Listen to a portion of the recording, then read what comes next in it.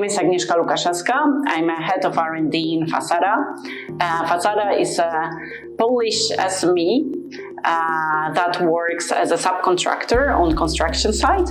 We are doing building renovation and construction of the new building envelopes.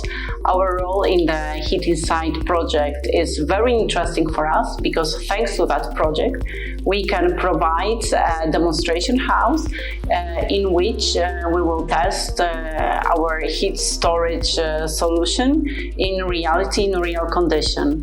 At this moment, we are preparing the demonstration house to host the battery. So beginning of this year, we have installed photovoltaics in the roof.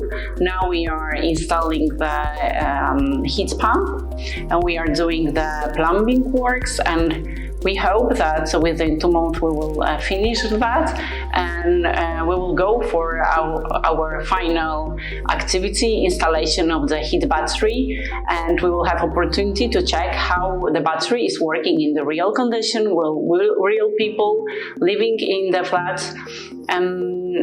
One interesting thing that I have to add is that it's a social house.